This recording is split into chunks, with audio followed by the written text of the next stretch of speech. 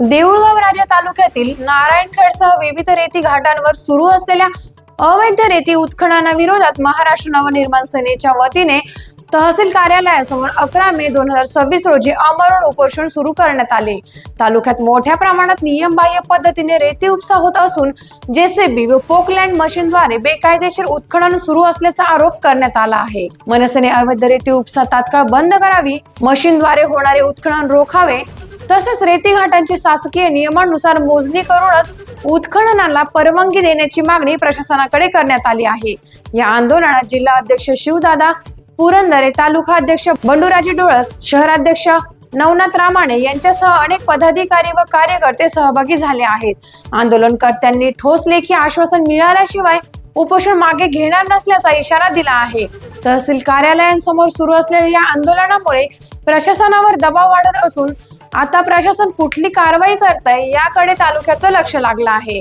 Times of Maharashtra news साठी देऊळगाव राजा प्रतिनिधी बबनराव नागरे यांचा रिपोर्ट। तालुक्यातील नारायणखेड व तसेच साटेगाव, त्याच्यानंतर धरण फाटा व दिग्रस इथं जे अवैध रेती उपसा आहे त्या रेती वाळू माफियावर चाप बसवण्यासाठी आमची उपोषणाची पहिली मागणी आहे। दुसरी गोष्ट, रेती घाटातील मोजणी करण्यात यावी आणि ज्या शासनानं दिलेल्या नियमानुसार तिथं रेती उपसा होत नाही, एका रॉयल्टीवर 3-3, 4-4 गाड्या भरल्या जातात, त्यांच्यावर तहसीलदार मॅडमचं नियंत्रण नाही आहे। दुसरी गोष्ट, आम्ही मागील महिन्यात 15/4/2026ला आमरण उपोषण केलं होतं।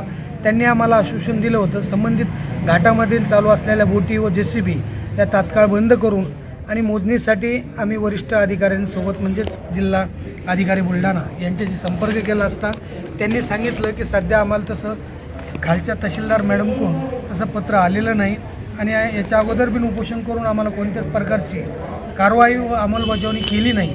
या अनुषंगाने आज आम्ही आमरण उपोषण करत आहे। आम्हाला तुमच्या चॅनलच्या माध्यमातून एवढंच सांगायचं आहे की देऊळगाव राजा तालुक्यातील मोठ्या प्रमाणात रेतीवाल्यांचा सुसुवाट झालेला आहे आणि उत्खनन हे शासनाचा मोठ्या प्रमाणात महसूल बुडवत आहे। जसं आम्ही नियमाप्रमाणे शासनाची महसूल पावती जी असेल 12,000 रुपये प्रमाणे आम्ही ती नियमानं करत आहे आणि बाकीच्यांना 6,000 रुपयात 4 ब्रशची गाडी भरून दिल्या जात आहे। म्हणजे असा दुजाभाव का केला जात आहे?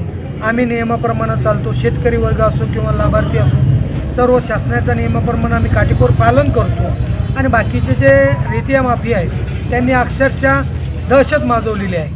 अक्षरशः आमच्या उपोषणाच्या स्थळी काल रात्री 3 वाजल्यापासून तर सायंकाळी 9 वाजे लोक रेती माफियाचे झुंडशाही पद्धतीने आमच्यावर दबाव टाकत आहे, तुम्ही उपोषण थांबवा अशा आम्हाला धमक्या येत आहेत। तरी नायब तहसीलदार सायली जाधव मॅडम या सर्व रेती माफियांना तलाट्यांना पाठीशी घालण्याचं काम हे मॅडम करत आहे।